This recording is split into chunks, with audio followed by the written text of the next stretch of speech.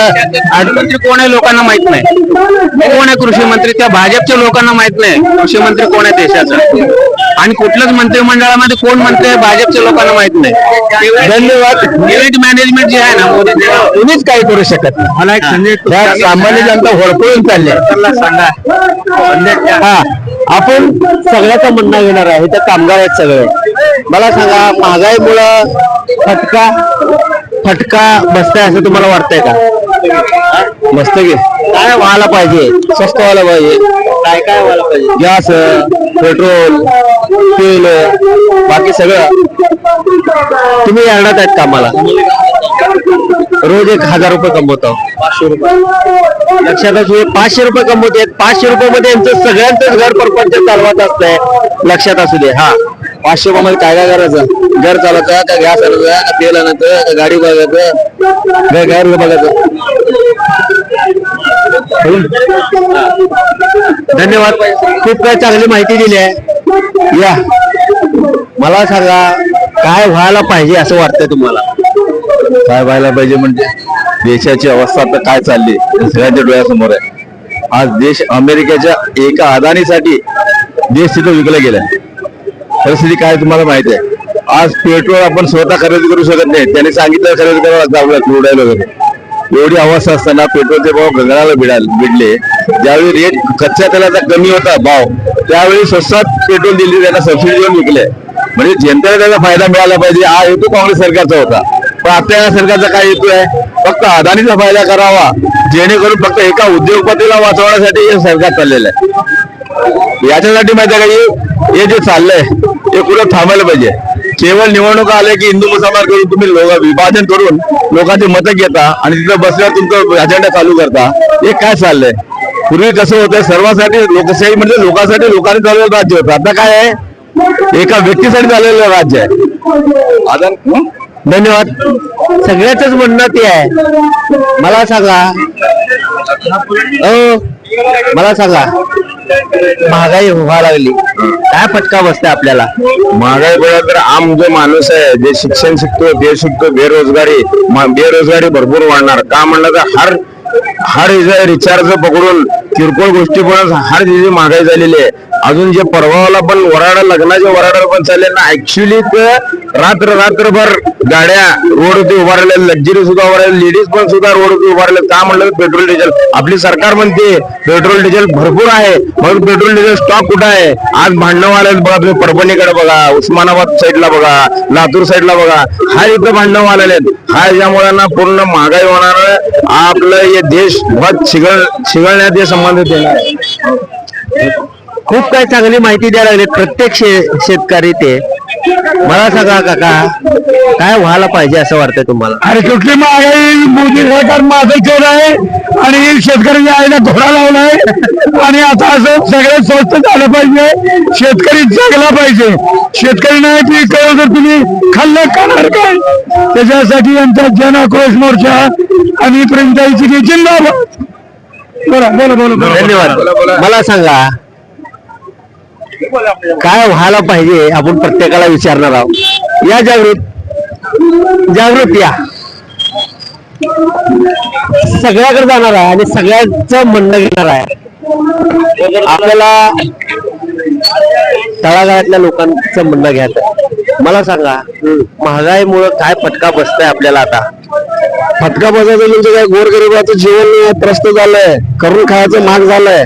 सगळी महागाई वाढल्या असल्या कारणामुळे माणसाला सगळ्यांनाच महागाईचा फटका बसलेला आहे. गोरगरिबांना सावकार लोक खुशखुशाल खातात, पण गरीबाचा हाल व्हायला लागलाय. गरिबांनी काय करायचं? पेट्रोलचे दर वाढ, तेलाचे दर 200 रुपये किलो गेले, गोड तेल. काय करायचं गरिबांना? कसं खायचं? रोज 300 रुपये कमवणारा माणूस 200 रुपयाचं तेल कुठं आणणार? सगळी महागाई झालेली आहे. गॅसचे दर 1000 रुपये टाकी झाले. काय करायचं गरिबांनी? गॅस मिळते का? गॅस ते पण वेळेवर मिळत नाही. चुलीवर स्वयंपाक करून खायची वेळ आली. चुलीवर आजचे दिन यायच आहेत का? आजचे दिन आम्हाला सांगा, आजचे दिन आहेत का? आत्महत्या करायचं झालेलं. आता फक्त दुसरं काय राहिलं नाही. आता गरीबाच्या पर्यायाने दुसऱ्या गरीबाला रोजीरोटी नाही, कामधंदा नाही, कुणाला सुशिक्षित बेकार आहेत, नोकऱ्या नाहीत. काय करायचं गरीबांनी? 200 रुपयासाठी 300 रुपयासाठी अंमली करणारा माणूस कुठं आणून विकत खायचं? का आणून खायचं सांगा? ही अशी परिस्थिती गरिबांची झालेली आहे. हे तळमळ आहे, हे तळमळ लक्षात असू दे, गरिबाची. पोटातली आग आहे. मला सांगा काय वाटतंय? हे शेतकऱ्यांचे आतोनात हाल आहेत. कांद्यासारखं पीक आहे, त्याचं नुकसान झालेलं आहे आणि त्याला शेतकऱ्यांची मागणी आहे की हमी भाव पाहिजे. हमी भाव तर दिलाच नाही, परंतु आता शेतकऱ्यांची मागणी आहे की त्याला प्रति क्विंटल अनुदान मिळावं. शेतकऱ्यांना 500 रुपये किंमत पाहिजे.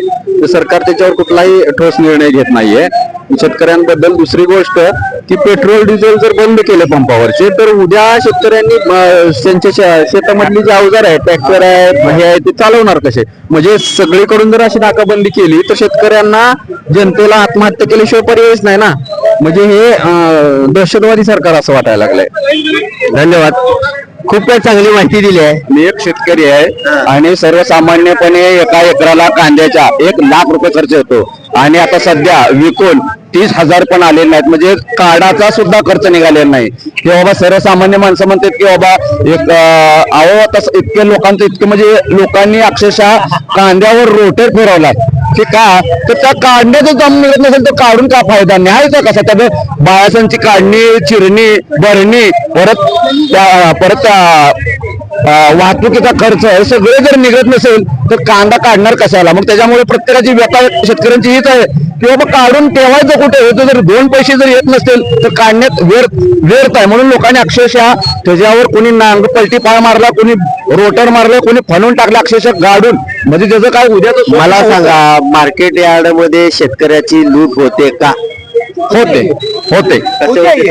सर्वसामान्यपणे आता बघा, ज्यावेळेस आम्ही आणतो, ज्यावेळेस कांदा आम्ही बाजार निलावात आणतो, त्यावेळेस आम्हाला रात्रभर त्या पोत्यावर असं थांबावं लागतंय की जणू काय, म्हणजे आता कोण असं जरी डुलकी लागली तर त्यातलं कोण पत्ती हाणतं, त्यातला कांदा नेतो, तर 4-5 प्रत्येक पिशवी आपलं 1-2 म्हणतात.